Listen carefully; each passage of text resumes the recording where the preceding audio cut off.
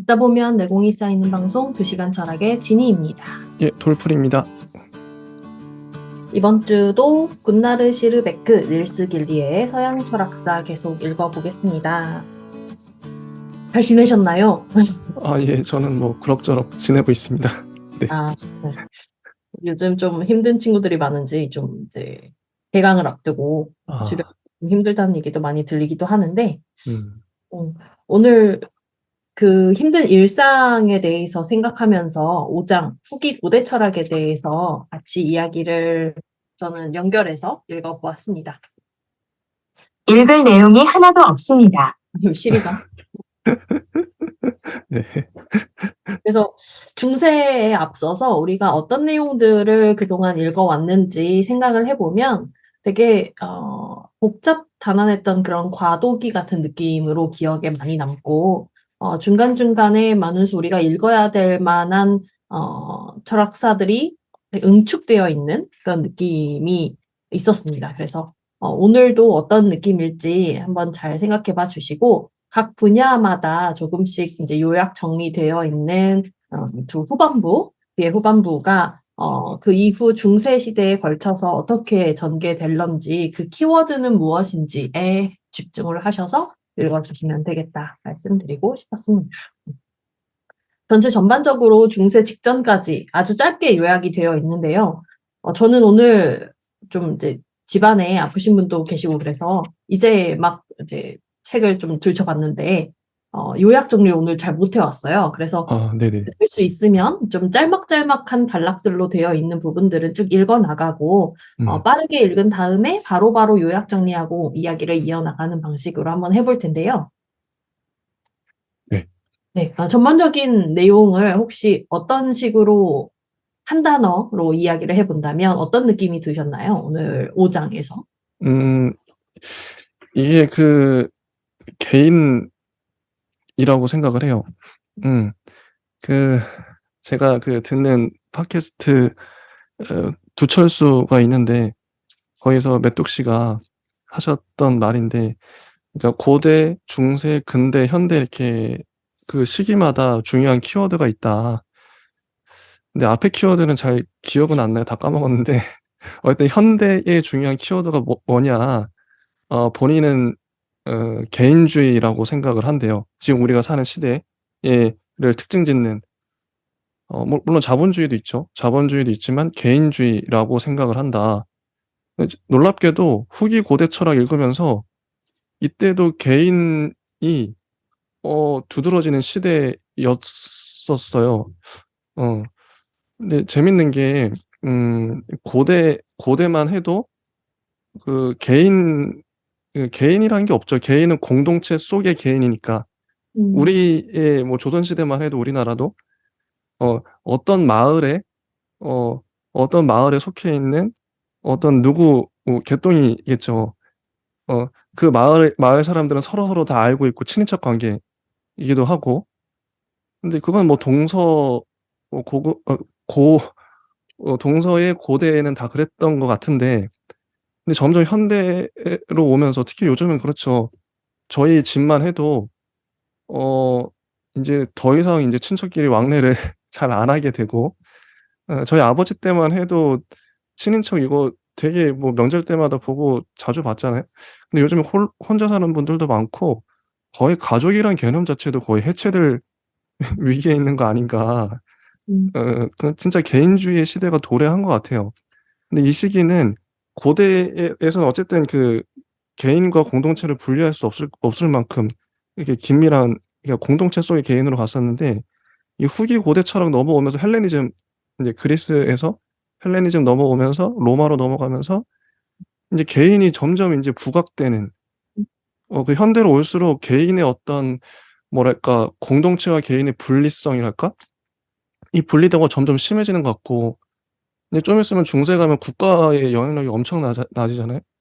국가가 엄청 비대해지다가 요새는 또 점점 인제 국가보다는 또 개인이 강조되는, 또 그런 맥락에서 후기 고대 이 철학 이 시기, 헬레니즘 로마 이 시기가 현대와도 비슷한 것 같다.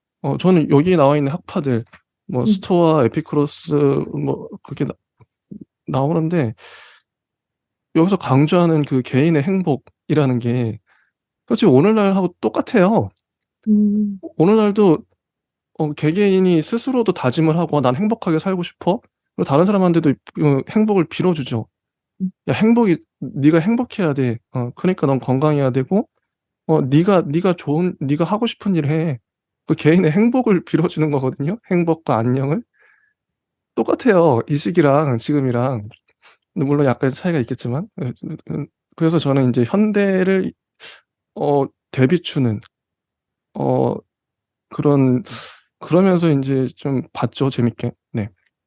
네.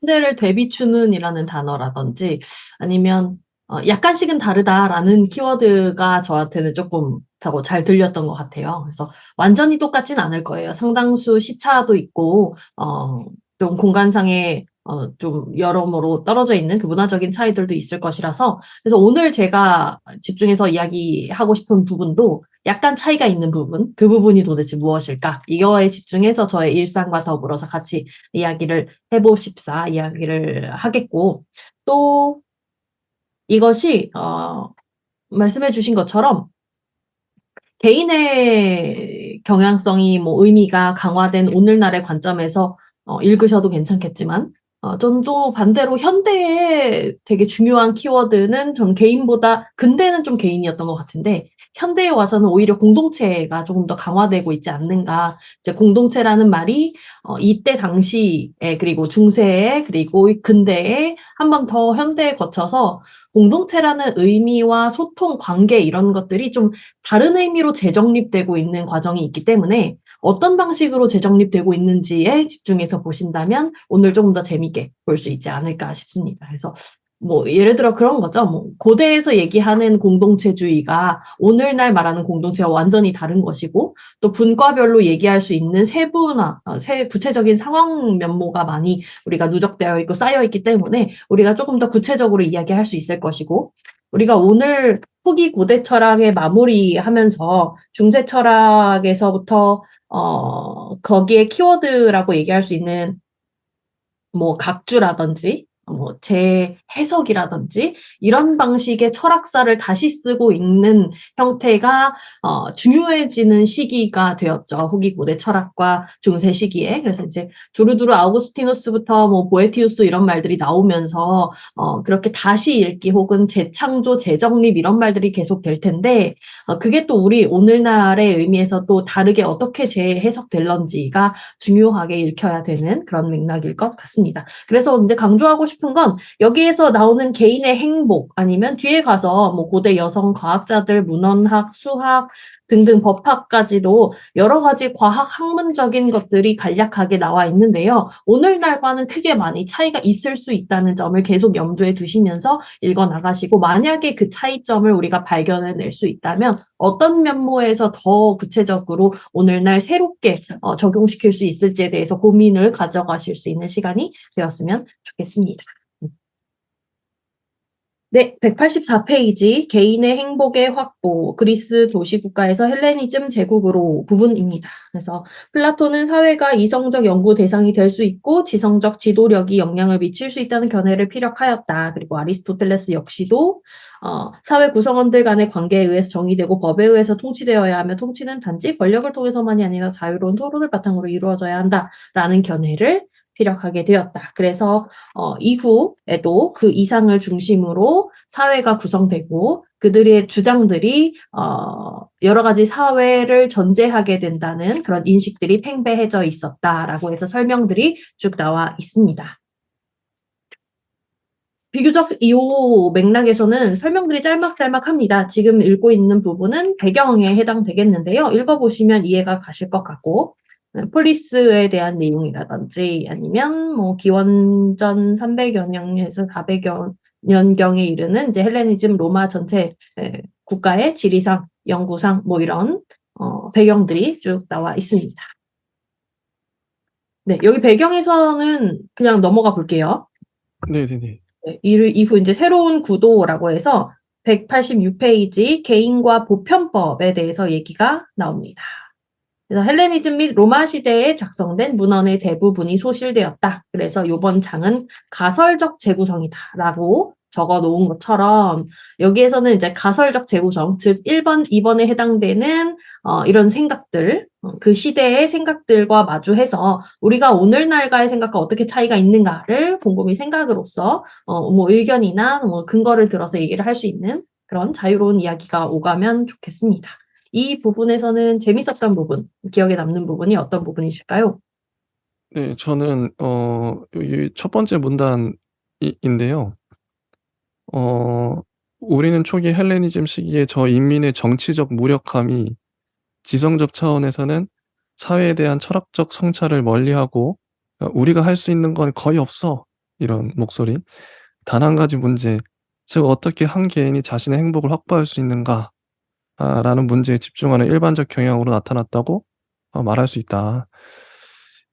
이게 그때 당시에 그 시대적 분위기라는 거잖아요. 음. 인민의 정치적 무력함. 우리가 할 수 있는 건 거의 없어. 그래서 사람들은 한 가지 문제에 집착하게 됐다. 어떻게 한 개인이 자신의 행복을 확보할 수 있는가? 내 한 몸, 내 한 몸을 행복하게 살게 하는 게 이때 당시 철학들의 목표였던 것이죠. 예, 그렇습니다. 네. 이 명제가 되게 단순하게 보이기도 하는데, 음. 이 부분에서 되게 공감이 드셨나요? 어떠신가요?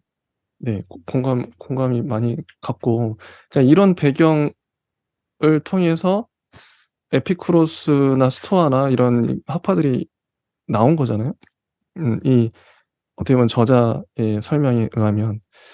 그래서 이 아래쪽에 문단에도 보면 공동체 속의 인간에 대한 관심에서 고립되고 사적인 개인에 대한 관심으로의 보편적 변화가 일어났다고 말할 수 있다. 어. 그러니까 이런 맥락을 짚어줘서 이 책이 참 좋았던 것 같아요. 이게 인제 그리고 187쪽에 넘어가면 1-2번으로 나오는데 이게 인제 그때 당시에 전제랄까? 뭐 읽어보면은 1번이 모든 인간에게 타당하고 각 개인에게 구현된 보편법의 이념. 2번이 출신과 사회적 지위와는 무관하게 각 개인은 그 자체로 기본적 가치를 갖는다는 사적 개인의 이념. 그 단순히 말하면 보편법과 사적 개인이 그때 당시에 두 축이었죠. 아래에 보면 그래프에도 나오잖아요. 그리스 도시국가에는 말 그대로 공동체, 공동 단일체였었는데 이게 헬레니즘 시대에 와서 분화가 됐단 말이죠. 개인과 보편법으로. 개인은 특수성이고 보편법은 보편성으로 볼 수 있는 거죠. 아, 그랬구나. 그래서 이건 정말 해설이 잘 돼 있다. 그거 생각을 했습니다. 네.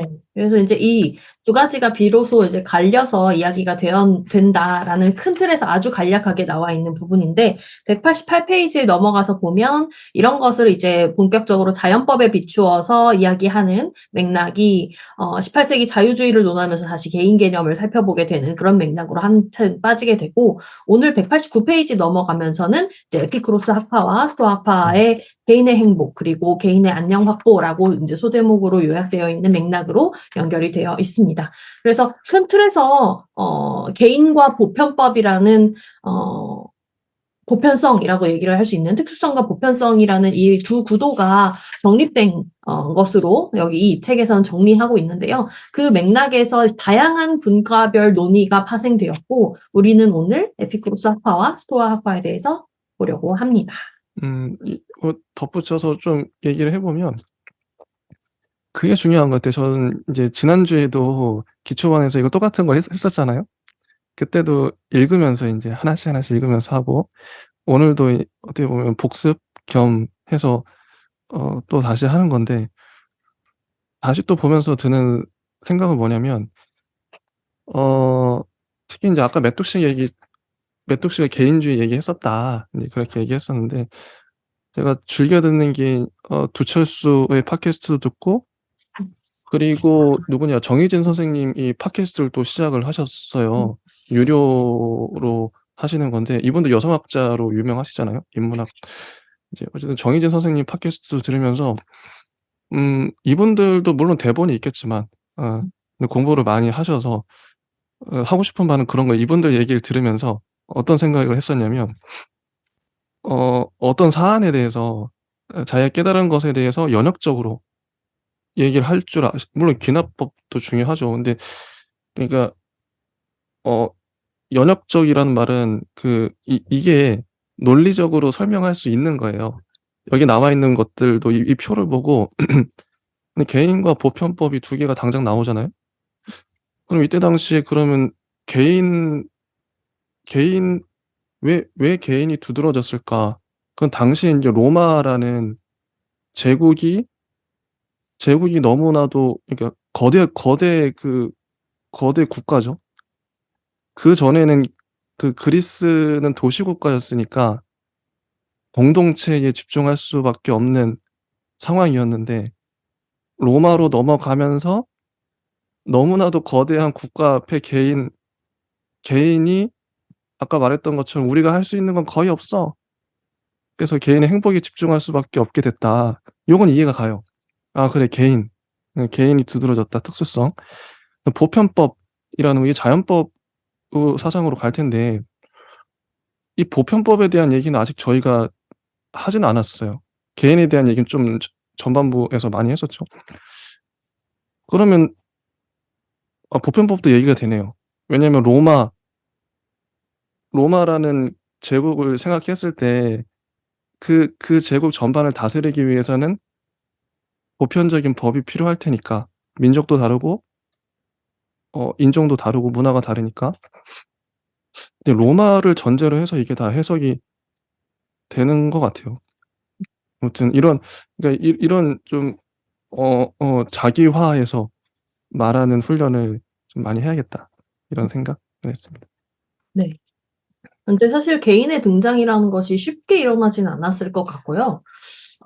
지금 생각하면 당연히 쉬운 개념이고 우리가 자연스럽게 떠올리는 그런 연상 중에 하나인데 아마 그 당시의 개인이라는 것은 되게 되게 혁신적인 개념이었을 것이고 오늘날도 사실은 그 개인이나 공동체가 좀 다른 의미에서 여러모로 다른 키워드로 이야기가 되어지곤 하는데요. 거기에서 등장하는 새로운 개념일 수 있는 여러 가지 단어들을 사유해 나가면 정말 '누가 정말 이런 생각을 했을까.'라는 좀 사회적 충돌에 부딪히기도 하고 뭐 다른 사람의 관점에서 생각을 해 보기도 하는 그런 좀 논쟁거리가 상당히 많이 있죠. 뭐 예를 들어 비행기 안에서의 노키즈 존 문제라든지. 근데 그게 그냥 우리가 일반적으로 알고 있는 큰 틀에서의 개인과 공동체의 문제로는 절대 해결이 불가능한 논의잖아요. 개인이라면 누구를 말하는 것인지, 어떤 연령대를 말하는 것인지, 그 개인이 모든 개인을 대표할 수 있는 보편성을 띠고 있는지, 아니면 아주 특수한 상황에 처해 있는지에 따라서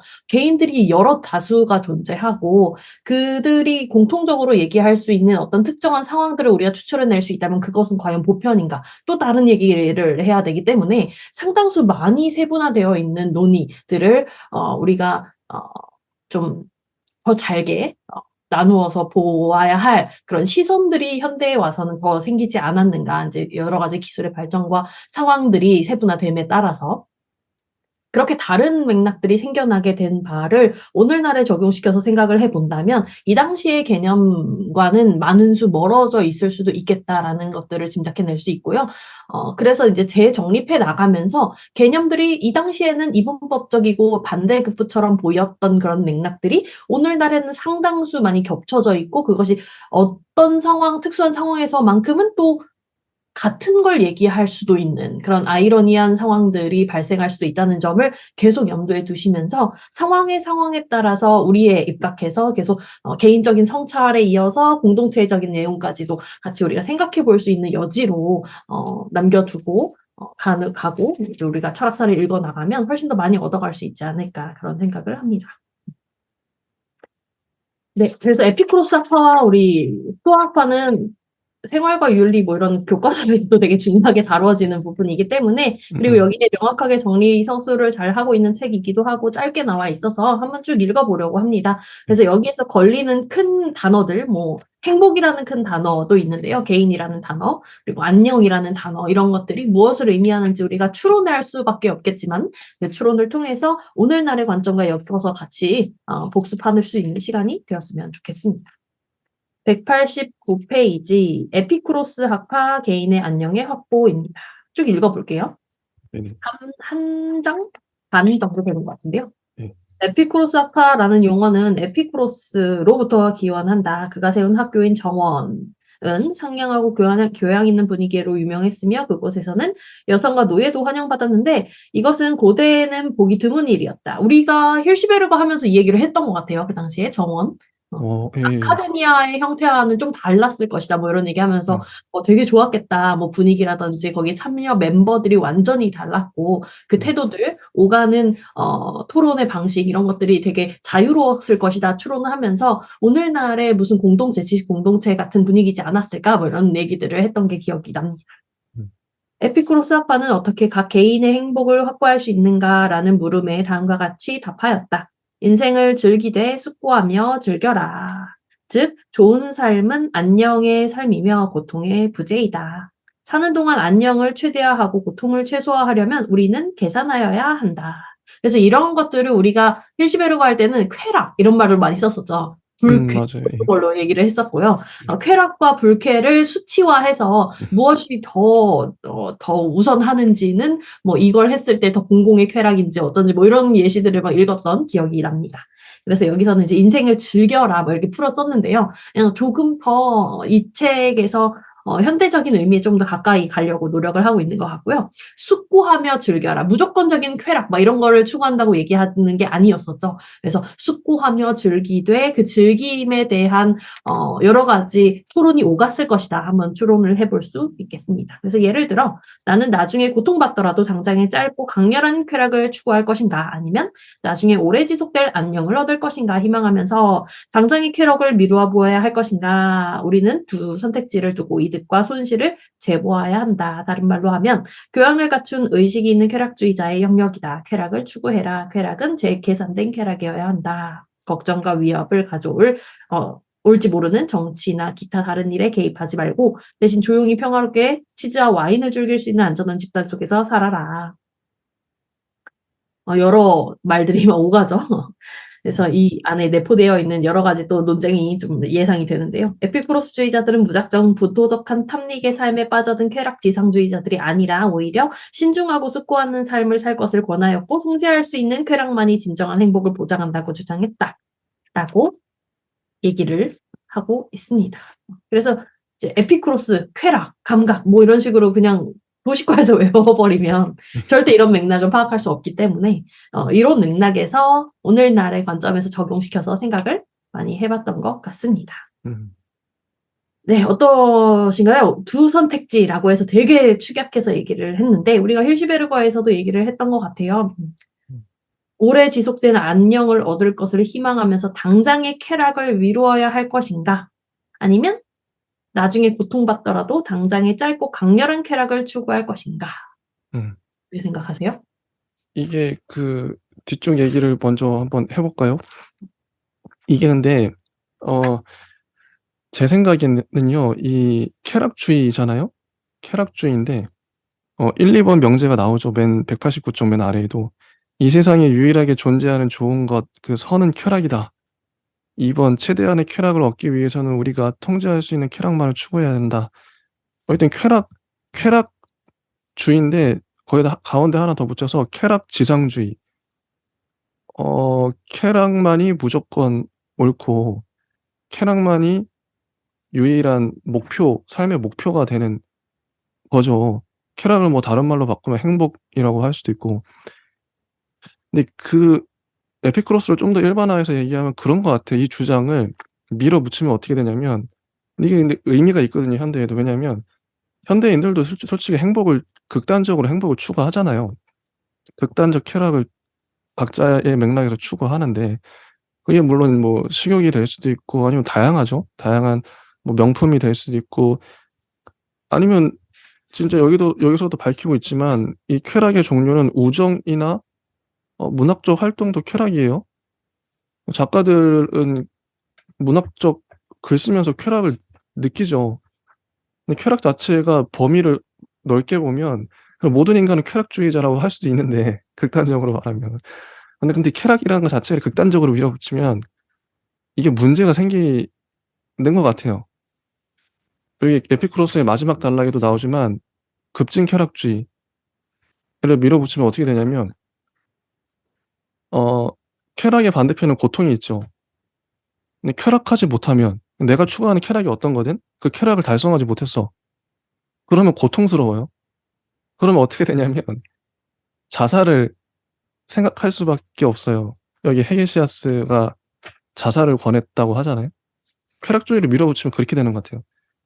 결국 어떤 쾌락도 만족될 수 없고 그게 뭐 쾌락이 유보되든 뭐 어떻게 되든 쾌락은 욕망이라고도 할 수 있죠. 다른 말로 하면 절대 충족될 수 없는 쾌락. 극단적으로 밀어붙였을 때 결국엔 결핍이 생길 수밖에 없고 누구도 만족할 수 없다. 결국 마지막은 자살로. 그러니까 이게 정도는 다르겠지만 사람마다 그런 생각이 들어요. 에피쿠로스 보면서 비판을 안 할 수가 없다. 개인의 쾌락을 극단적으로 밀어붙였을 경우 어떤 폐해가 발생하는가 이런 이런 생각을 했습니다. 맞아요. 저는 조금 더 현실에 내려와서 이제 저는 이사를 앞두고 있어서 또 이사를 준비하려고 하면 여러모로 준비해야 될 것들이 많잖아요. 네, 제가 이제 청년이기도 하고 청년으로서 국가가 지원해주는 범위가 또 있고 그거에 따라서 집을 옮기는 데에 많은 수 제약이 있어요. 그래서 그 조건 하에서만 움직일 수 있는 제약인 거죠. 그래서 곰곰이 생각해 보면 그건 이제 국가나 지자체에서 청년들에게 주는 혜택이다 이렇게 얘기를 해요. 그래서 앞서서 뭐 쾌락이다고도 얘기할 수 있고 안녕이라고도 얘기할 수 있는 그 미묘한 경계에서 많은 수 홍보가 그렇게 돼요. 이제 감성 원룸이라든지 이제 감성적인 인테리어 이런 것들을 되게 대내외적으로 홍보도 하고 거기에 영향도 많이 받고요.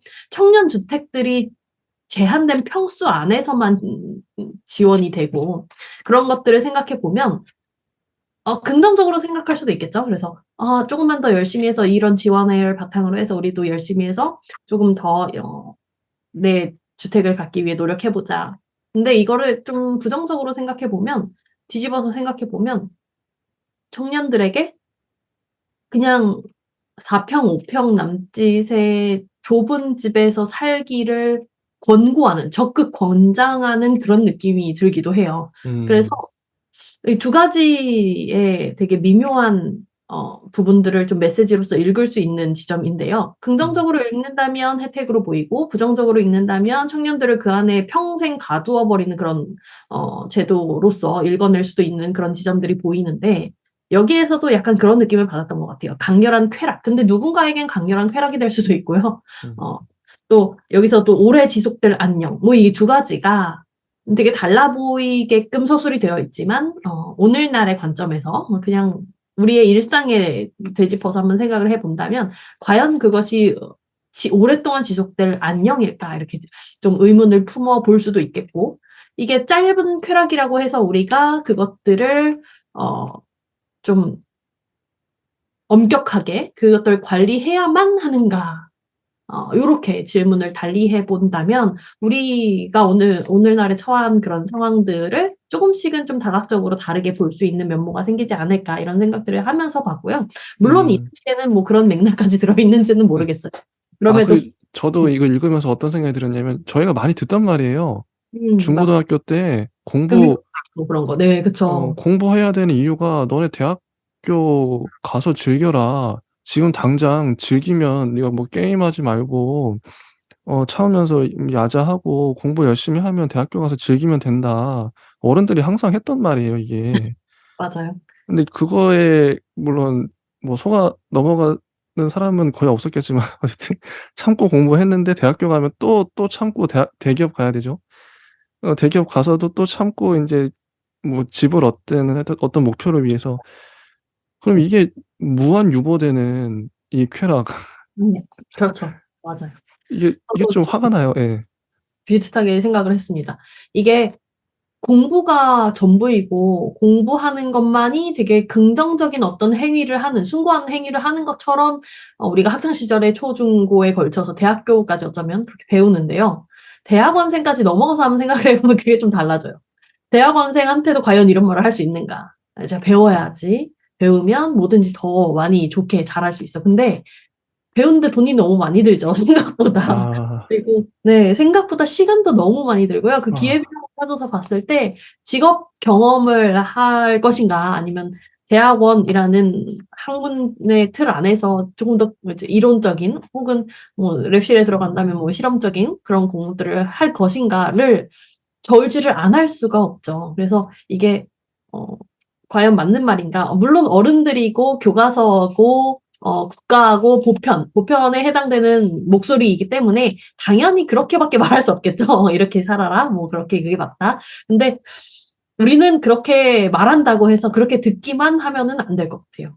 그래서 뭐 공부해라. 공부하면 뭐 능력도 나중에 뭐 주변 관계도 더 훨씬 달라질 수 있고 인생도 달라질 수 있다라고 말하는 그 어른들과 교과서적인 그런 보편의 목소리에서 특수의 목소리도 우리가 읽어내야 한다는 점. 그 부분이 상당히 재밌는 삶이 고통스럽죠. 살면서 음. 고민스럽고 네 그런 지점 그래서 생각했습니다. 요새 세대들은 소확행이라는 말도 나온 것처럼 짧고 강렬한 쾌락을 오랫동안 누리고 싶어 해요. 그러지 않을까요? 소확행 너무 오래됐고요. 소확행에 이어서 아, 네. 욜로라는 게 또 생겼었고요. 네네. 욜로도 또 오래됐어요. 욜로에 이어서 그런 게 있어요. 무지성 투자, 주식, 뭐 개미 뭐 이런 말들로 이어졌다가 아. 영끌을 거쳐서 오늘날에는 무지출 챌린지를 하기 시작했죠. 무지출. 그래서 그런 소비 행태만 봐도 얼마나 젊은이들이 빠르게 급변하고 그 추구하는 쾌락 자체가 어떻게 달라지는지를 볼 수가 있어요. 예전에는 아주 사소한 것들을 소소하게 채워 나가는 게 행복이었다면 통 크게 써버리는 욜로의 행복 쾌락. 오늘날은 무지출을 함으로써 챌린지를 하루하루 완성해 나가는 그 쾌락이 조금씩 다른 의미를 띠고 있기 때문에 근데 공통적인 의미는 똑같죠. 청년들은 언제나 가난하고 힘들다. 아. 그래서 그런 공통적인 맥락과 특수한 어떤 시대적인 흐름을 잘 읽어내야만 우리 오늘날에서는 좀 다른 맥락에서 이런 키워드들을 생각해 볼 수 있겠다. 이런 지점들을 네, 한번 던져봅니다. 절대 답이 나올 수 없겠죠. 네, 이어서 에피쿠로스의 쾌락 190페이지에 한 문단 이어서 나오고 있는데요. 쾌락을 세상의 유일한 좋음으로 보는 이론을 쾌락주의라고 보고 에피쿠로스주의자들은 쾌락을 순간적인 감각적인 욕망으로 보지 않았고 우정이나 문학적인 활동으로 그리고 확실한 형태의 안녕을 강조하는 형태로 추구하기를 주장했다라고 얘기를 하고 있죠. 근데 과연 그런 게 있는가? 좀 뭐 쾌락도 조금 달리 말할 수는 있겠지만 상당히 이것이 그것이다라고 정해서 말할 수는 또 없는 지점들이 있기 때문에 여기서 아직 오늘날의 관점에서 보기에는 아직도 이게 날 것처럼 보이는 그런 정의입니다. 그래서 정치적 활동에 반대하는 에피쿠로스 학파 당시의 정치적 활동이란 무엇이었는가 이렇게 당연히 가야겠죠. 오늘날의 관점으로 그대로 적용시킨다면 조금 혼란이 있을 것 같고요. 우리가 에피쿠로스 학파에게서 발견하는 자연 철학 어느 정도 이 학파의 인생 철학을 뒷받침하고 있다. 영혼과 인생사에 관여하지 않는 무심한 신들까지도 포함하여 모든 것이 물질적이기 때문에 우리는 종교적 비난을 두려워해서는 안 된다라는 맥락까지 연결되어 있습니다. 그래서 큰 틀에서 에피쿠로스 학파가 쾌락과 불쾌와 행복에 대한 추구, 안녕에 대한 추구를 얘기하고 있지만 이 맥락을 큰 틀에서 봐야 할 것 같아요. 이 학파가 주장하고 있는 하나의 방향성으로 읽어야 하는 것이지 그것이 단순히 우리의 일상에서 개인의 입장에서의 쾌락, 뭐 불쾌 아니면 단순한 선택의 문제뿐만이 아니라 여기서처럼 자연 철학에 대비해서 얘기를 하고 있고 그 이전 철학에 입각해서 얘기하고 있는 그 철학의 하나의 큰 방향성이라고 이해를 하는 것이 마땅할 것 같습니다. 하나 덧붙이면요. 191쪽의 맨 위에 이제 정치적 활동에 반대했다고 하잖아요. 근데 이거 보면은 이런 문장이 나와요. 세 번째 줄. 국가와 사회는 오직 개인의 쾌락을 증진시키고 개인의 고통을 예방할 때에만 좋은 것이다.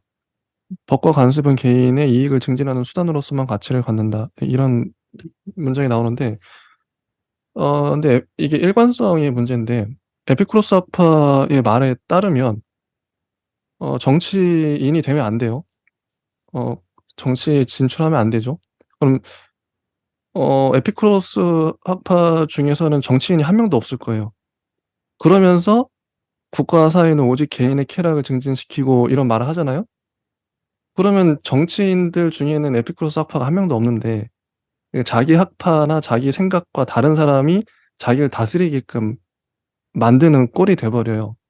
이런 모순이고 이게 논리 자체가 그래서 에피쿠로스 학파가 좀 스토아 학파에 밀린 게 아닌가 싶기도 하고 요런 정치를 어떻게 꺼리는 개인의 쾌락을 극단적으로 추구하면서 국가의 활동을 소홀히 했던 그러면서 이제 국가와 사회는 하면서 자기들을 야 우리들의 쾌락을 증진시켜야 된다.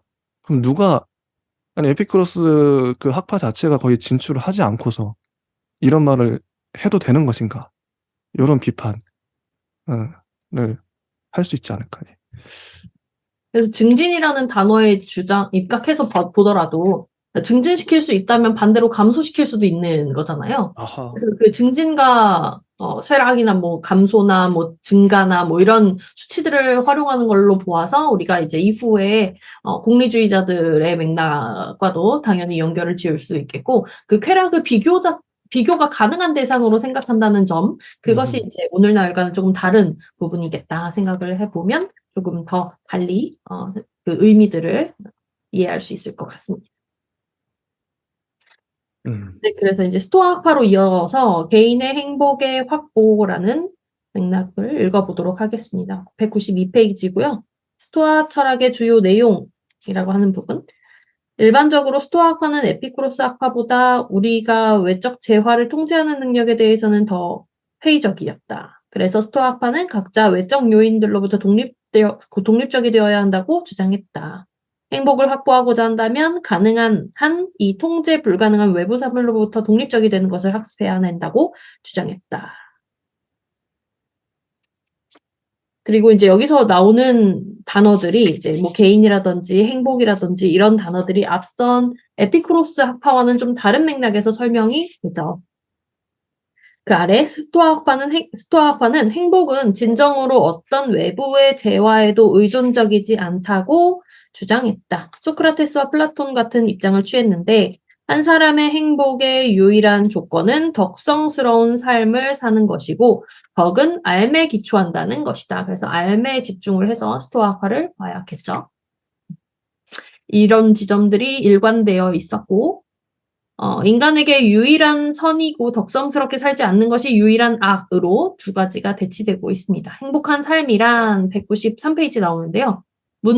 삶이란 다른 모든 것은 궁극적으로 상관없는 것이거나 중요한 것이 아니다. 그래서 이 행복한 삶에 대해서 문제를 제기하고 있는 그런 맥락이 죽음, 질병, 고통, 그리고 빈곤 이런 것들과는 다른 이제 삶 건강 번영에 대해서 얘기를 하고 있고 현명하고 덕 있는 사람의 행복에 어떠한 영향도 주지 못한다라고 해서 그 두 가지는 철저히 분리된 어떤 것으로서 사유되고 있습니다.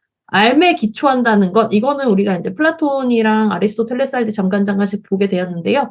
우리가 배워야 하는 이유, 그리고 플라톤이 주장했던 것처럼 철학자들이 정치를 해야 되는 이유가 이 맥락에서도 같이 읽히고 있죠. 똑똑한 사람 혹은 선에 대해서 덕에 대해서 아는 사람만이 그것을 수행할 수 있다라고 주장하는 바가 여기서도 같이 보여집니다. 네, 이 부분은 어떻게 읽으셨나요?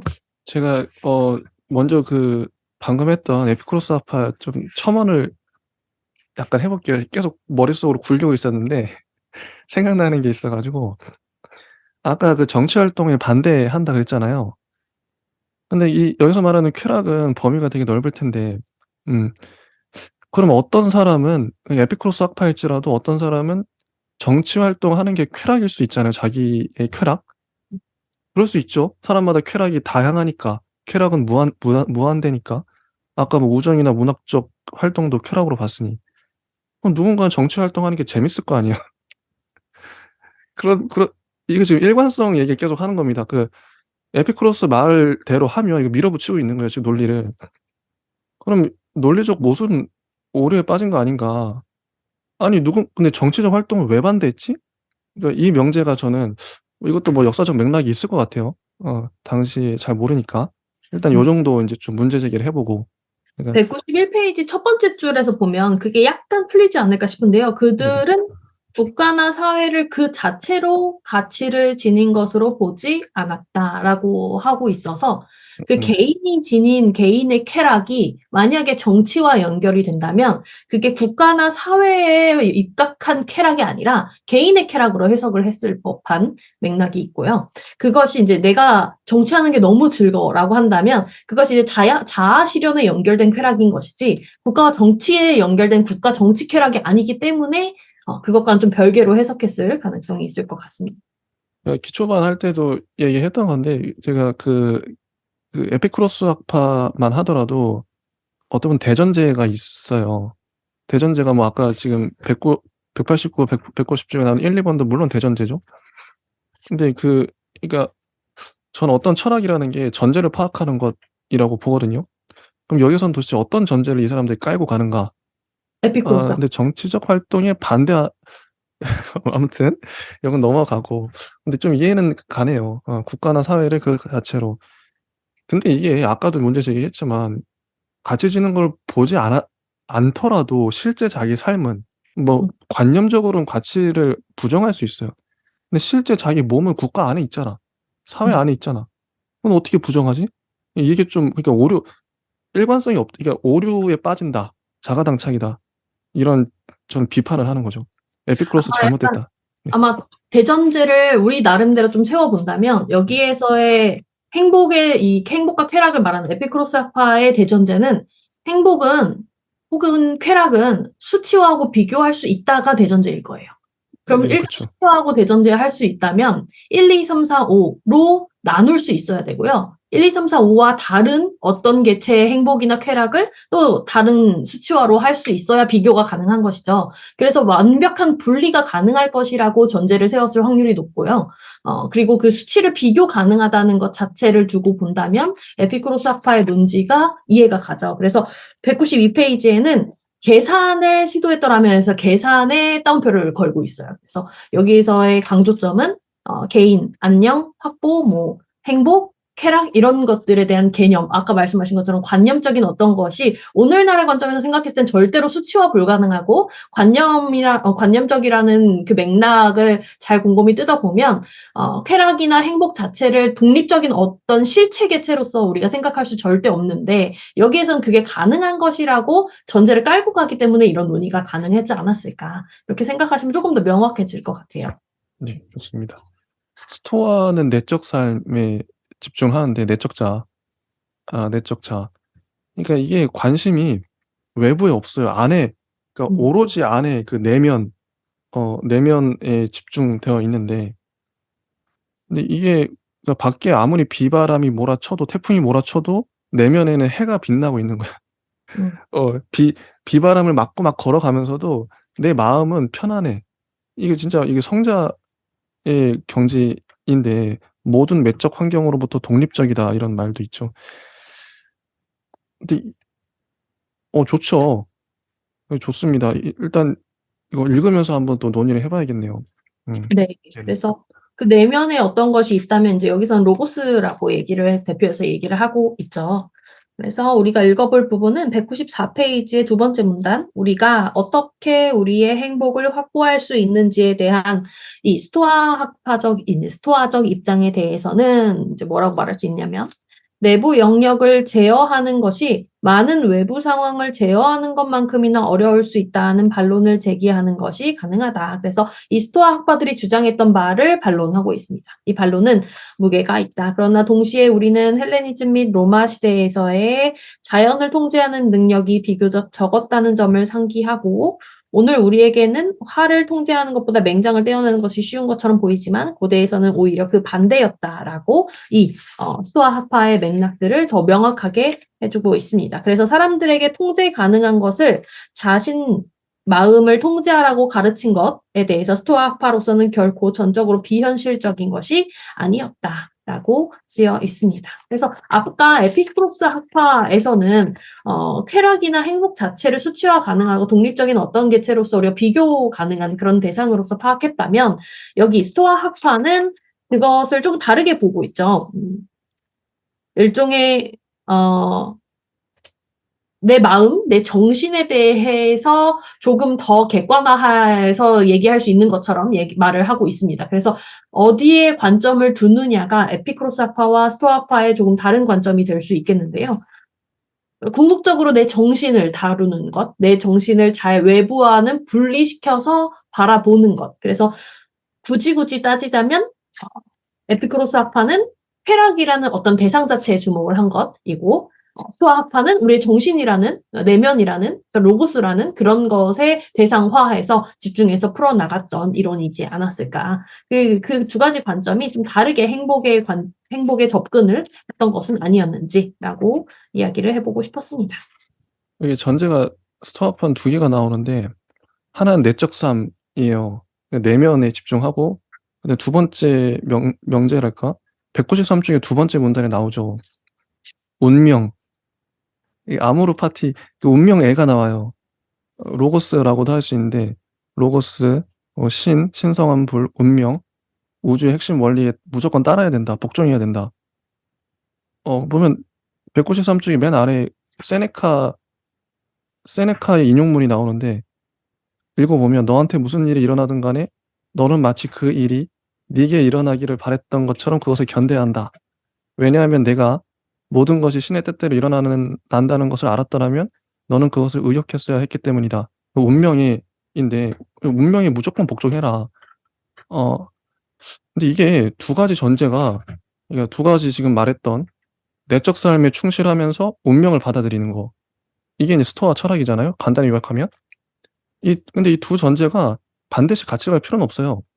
내적 삶을 추구하면서도 운명에 거스를 수 있잖아. 운명에 싸울 수 있잖아요.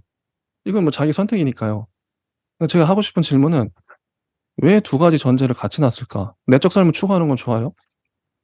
그런데 굳이 왜 운명애를 추구했는가? 운명에 순종적으로 이러지 않아도 되거든요. 솔직히 둘 다 내적 삶을 추구하면서도 운명을 거스를 수 있어요. 얼마든지 거역할 수 있고. 근데 왜 운명을 그대로 따르라고 했을까? 어떻게 생각하세요?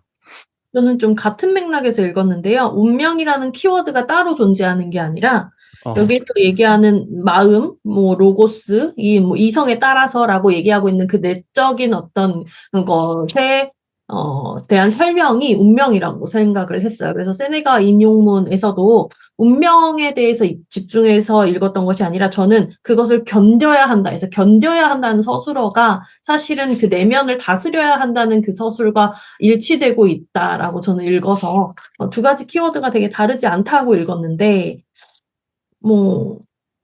이제 만약에 운명을 거스르는 게 이제 고통이라고 혹은 이제 덕스럽지 않은 것이라고 설명을 해 본다면 그것조차도 의욕했어야 되는 우리가 그것조차도 감내하고 마땅히 받아들여서 그것조차도 이렇게 바라고 그래야만 하는 그런 멘탈 케어하는 그런 것을 이제 스토아파는 하나의 이상적인 어떤 태도로서 얘기를 하고 있는 것이 아닌가. 그래서 상당히 엄격하죠. 그래서 그런 맥락에서 저는 읽었던 것 같습니다. 답답해요, 보고 있으면. 그래서 이게 이제 중세까지 연결이 돼서 에피쿠로스보다 이제 스토아파가 조금 더 흥하는 그런 맥락들을 조금 이해는 갑니다. 왜냐하면 이게 그리스도교 철학에서 받아들이는 그런 삶의 태도와 신앙과의 연결성 그런 맥락에서 되게 중요한 지점이잖아요. 그래서 이런 맥락들이 왜 후대까지도 인기가 있었는지, 에피쿠로스파의 철학이 어떤 식으로 쇠퇴하게 되었는지까지 우리가 좀 이해를 해볼 수 있는 그런 지점들을 저는 봤던 것 같습니다. 지금 방금 들어보니까 그 생각이 나네요. 이 스토아파 같은 경우에는 이제 종교랑 잘 맞아 떨어져요. 기독교라는 금욕주의적 도덕을 어떻게 우리에게 보면 로고스 이것도 말씀으로 치환할 수 있는 것이고 운명도 하나님이 내려준 운명으로 가면 되니까 내적 싸움도 그렇고 기독교랑 잘 어울리는 철학인데 스토아 철학을 사람 의인화하면 이건 진짜 그 목사님이나 신부님 같아요. 솔직히 의인화했을 경우. 하의 어떤 지침인 것 같아요. 네네네. 근데 그 에피쿠로스 같은 경우는 쾌락 추구하고 뭐 쾌락을 계산한다 하니까 종교랑 안 맞죠. 종교는 도덕 을 추구하고 금욕 이렇게 추구하는데 스토아는 잘 맞는데 에피쿠로스는 안 맞아요, 종교 자체랑. 기독교랑 안 어울려요. 예. 그런 거 아닌가. 네. 네. 그래서 이제 뒤에 가면은 스토아파가 어떤 방식으로 계승되었는지 쭉 얘기가 요약되어져 나오고요. 이제 206페이지에서는 신플라톤주의로 얘기가 연결돼서 나오고 회의주의로 넘어가게 됩니다. 그 직전까지 빠르게 한번 읽어보고 한번 마치고 두 번째 네네. 시간으로 연결해서 이야기를 해보면 될 것 같습니다. 키니코스 학파 요약해서 한번 읽어보면요. 키니코스 학파는 고대의 소위 소크라테스 학파들 중 하나였고 이 명칭은 소크라테스와 그리고 소피스트들과 헬레니즘 및 로마 시대의 철학 조류들과의 일정한 연관성을 드러내준다. 키니코스 학파는 가진 것 없는 사람들을 대변한다고 말할 수 있을 것인데, 이런 태도는, 헛된 반란을 부추기는 대신에 어차피 가질 수 없는 재화들 없이도 만족하는 법을 배울 것이라고 고취했다. 그래서 요런, 하나는 이제 표방하는 것과 취지가 이게 달랐던 그런 맥락들을 가지고 있었던 키니코스 학파이고요. 만족하는 법을 가르쳤다라고 끝내고 있습니다. 한번 쭉 읽어보시면 그런 학파이구나 라고 이해할 수 있을 것 같고 이 부분도 제가 좀 말씀을 음, 드리면 여기 보면 사회로부터 벗어나서 단순하고 부분적으로 원시적인 방식의 삶을 살았다. 인위적인 것을 경멸했죠. 자연적인 것을 칭송하고 이것만 보면 동양의 노자와 장자랑 비슷해요. 하는 행동이 비슷하죠. 추구하는 것들이. 그런데 그러니까 이것도 인제 스토아파랑 아까 제가 말했던 거랑 비슷한 맥락에서 전제 두 개가 붙어 있어요. 지금 방금 말했던 그 원시적인 그 자연적인 생활 방식이 전제 하나요. 또 다른 게 뭐냐면 어 여기 보면 재화들 없이도 만족하는 법을 인제 헛된 반란을 부추기는 대신에 가진 것 없는 사람들을 대변하는데 헛된 반란을 부추기는 대신에 제한들 없이도 만족하는 법을 고취했다. 지금 있는 거 자족하라 이런 건데 이것도 인제 근데 이런 전제들이 어 제가 아까 말했던 거랑 비슷한데요. 꼭 같이 갈 필요가 있는가? 자연적 삶을 추구하면서도 얼마든지 반란을 일으킬 수 있거든요. 극단적으로 말하면. 아니 반란 일으키면 뭐 어때? 그러니까 자 명제를 보면 자연적 삶을 사는 것과 반란을 일으키는 건 완전 달라요. 아니 그게 뭐 어때서? 반란 일으켜도 돼. 가진 건 없는 사람들에게 "야 네가 좀 더 노력해서 응? 대변하는 건 가진 거 없는 사람들 대변하는 건 좋은데 왜 반란을 부추기지 말라." 이런 게 좀 마음에 안 들었던 거죠. 네. 네. 아마 되게 이게 짧게 나와 있어서 우리가 그 맥락 파악을 잘 못하는 걸 수도 있어요. 뭐 좋게 해석하면 좀 힘든 상황 속에서도 뭐 긍정적인 어떤 그런 태도나 이런 것들을 가르쳤다고도 볼 수 있고 좀 부정적으로 해석을 한다면 유리장벽을 만들어 놓고 그 안에서만 살게 했다고도 읽어낼 수 있는 그 두 가지 맥락이 존재하기 때문에 사실 그렇지는 않았을 것이나 이 키니코스 학파 그리고 디오게네스에 대해서 좀 더 자세히 나와 있는 책들을 좀 읽어볼 필요가 있겠다 이렇게 생각을 했고요. 이 책에서도 너무 하대받는 것 같아요. 이 분량으로 절대적인 분량이 어떻게 보면 그 학파의 이 저자들이 투여한 어떤 지적 그 에너지일 텐데 분량 자체가 한쪽도 안 돼요. 키니코스 학파. 너무 하대받는 느낌이라 좀 아쉬웠어요. 그래서 아마 이 흐름들을 좀 정리를 하려고 했던 것 같아요. 그래서 키니코스 학파가 이런 생각을 가지고 있었다면 그리스 헬레니즘의 스토아 학파라고 해서 여기도 한쪽도 안 되죠. 네. 그리스 헬레니즘의 스토아 학파 제논 클레안테스, 그리고 크리시포스에게서 일종의 중간 계층의 심성을 볼 수 있는데 세상으로부터 금욕적 온둔만이 아니라 의무와 품성 형성을 강조했다. 네, 설명이 됩니다. 그냥 짧으니까 쭉 읽어보면 스토아파는 모든 사람에게 적용되는 자연법을 정립하기 시작했는데 스토아 철학이 점차 사회 상층부 이데올로기가 되면서 변화를 거듭했고 의무와 품성 형성 및 보편법에 대한 믿음을 강조하는 이런 학설은 로마 상층 계급의 호소력을 발휘해서 마침내 국가 이데올로기를 만들어내게 되었다. 동시에 하층 계급적인 퀴니코스 학파, 여기 나오죠. 이제 하층 계급적인 이런 서술어로 한 방에 이해가 됐습니다. 그래서 이런 세계 체념적인 특징들을 억압되고 의무와 강하고 책임감 있는 품성 이런 것들을 기초해서 국가를 뒷받침하려는 도덕이 강조되게 되었다. 여기만 읽어도 우리가 어떤 큰 틀을 형성하고 있는지, 왜 중세에 넘어가게 되면서 스토아파의 성향들을 왜 다 받아들이게 됐는지, 누가 받아들였는지까지도 추론이 충분히 가능할 것 같습니다.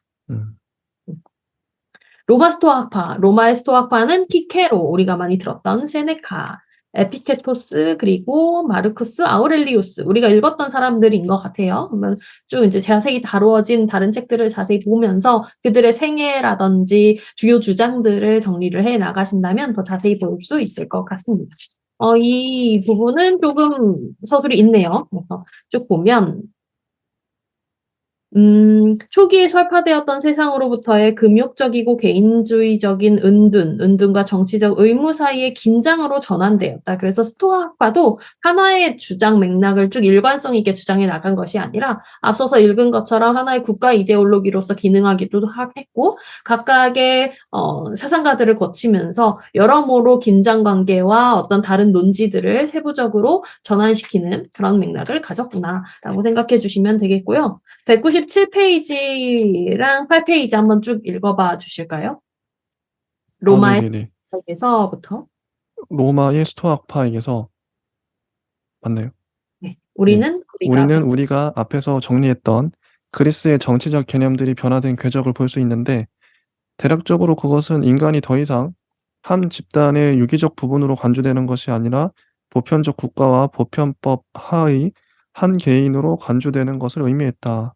모든 개인은 여기서 이제 앞서서 제기하셨던 질문들 있죠. 한 개인이라고 한다면 그 국가에 소속된 개인일 텐데 왜 그렇게 다르게 독립적인 개체로서 보는 것 같은 그런 이질감이 들지? 논지가 맞지 않는다 이런 말들을 돌풀님께서 해주셨는데 여기서부터는 조금 그런 맥락들이 등장하는 것 같아요. 그래서 보편국가와 보편법화의 한 개인이라는 서술이 그 두 가지가 절대 별개가 아니다라는 생각들로부터 출발하는 문장이라고 보시면 되겠습니다. 이어서 모든 개인은 원칙적으로 법 앞에 평등하며 그들의 권리는 그들의 기능에 의해서가 아니라 언제 어디서나 적용 가능한 보편법에 의해서 결정된다. 여기서 우리는 완전하게 발전된 형태의 자연법 사상을 만난다. 한 사람의 세계가 우주의 일부인 것과 마찬가지로 그 한 사람의 이성도 보편적 이성의 일부이다. 따라서 인간의 법은 우주 전체에 적용되는 영원한 법칙의 일부이다. 그런 까닭에 우리는 원칙적으로 영원한 법과 일치하는 사회의 법률과 그렇지 않은 법률을 구분할 수 있다. 그리하여 우리는 영원한 법과 일치하기 때문에 타당한 법률들과 보편적인 자연법과 일치함으로써 타당한 것이 아니라 단지 현존하기 때문에 그 타당성을 주장하는 법률들을 구분할 수 있다. 인간 이성은 그 모든 다양한 형태에도 불구하고 공통의 세계의 이성에 기초하는 것으로 하나의 주어진 것, 현존하는 것이다. 네, 여기까지 읽으면 앞서서의 다른 주장들과는 조금 많이 달라진 방향성을 읽어볼 수 있을 것이고요. 책에서 얘기하는 것처럼 그 변화된 궤적을 볼 수 있다고 했는데 저는 이 정도만 읽어도 뒤에 내용들을 충분히 읽을 수 있는 그런 하나의 틀이 잡힌다고 생각을 합니다. 그래서 개인의 이성도 보편 이성의 일부다라고 시작하는 이 지점부터 그리고 인간의 법이 우주 전체에 적용되는 영원한 법의 일부로 인식을 하게 됩니다. 그래서 그게 오늘날의 관점에서 보면 또 이 또한 과연 그러한가라는 생각들을 좀 이어나갈 수 있겠지만 여기서는 하나의 이제 전체와 부분에 대해서 인지하기 시작했고 그에 대한 논의가 시작됐다는 점에서 되게 의미 있다. 라고 생각을 해주시면 되겠고, 또 하나는 하나의 그냥 주어진 것, 그리고 현존하는 것으로서의 이성에 대해서 얘기를 하고 있다는 점, 이런 개념들의 발전이 궁극적으로 오늘날 우리가 생각하는 그런 개념들과 좀 일치되어 가고 있는 그런 과정이지 않을까, 이런 생각들을 하면서 읽어봤습니다. 네. 근데 아직 스토어가 양이 꽤 많잖아요. 남은 네. 분량이. 그래서 저희가 여기서 잠깐 끊고 시간으로 끊는 게 좋을 것 같긴 해요. 딱 30분이라서 한 잠깐 쉬고요. 저희가 이어서 하는 게 좋을 것 같습니다. 네, 네. 그럼 여기까지 하도록 하겠습니다. 네. 감사합니다. 감사합니다.